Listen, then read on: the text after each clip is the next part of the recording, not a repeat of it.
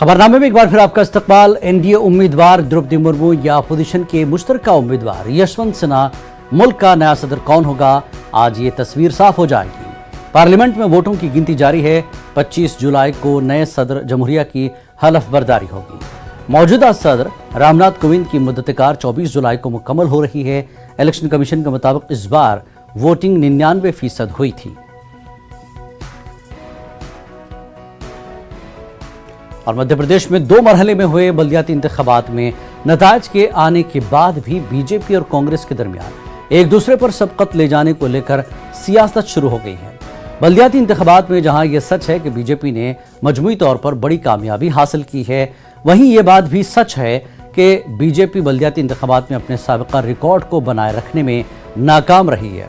साबिका बल्दियाती इंतखाबात में मध्य प्रदेश के सभी नगर निगम में जहां बीजेपी का कब्जा था, वहीं इस बार के इंतखाबात में उसे 16 नगर निगम में से सिर्फ 9 पर ही कामयाबी मिली है, जबकि 5 सीट पर कांग्रेस, 1 पर आप पार्टी और 1 सीट पर आज़ाद उम्मीदवार ने कब्जा जमाया है। यही नहीं, बीजेपी का जहां ग्वालियर चंबल डिवीजन में सफाया हुआ है, वहीं ग्वालियर मरीना के साथ जबलपुर और रीवा में भी उसे शिकस्त का सामना करना पड़ा है।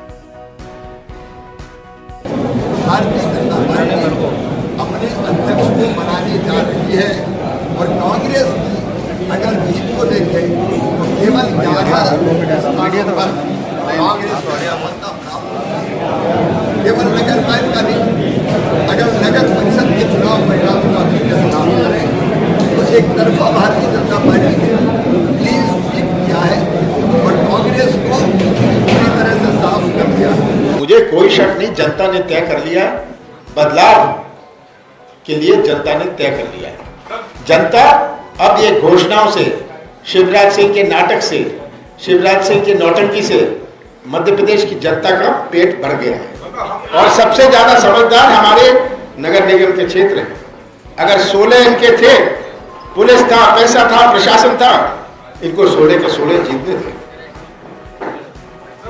तो आज इन्होंने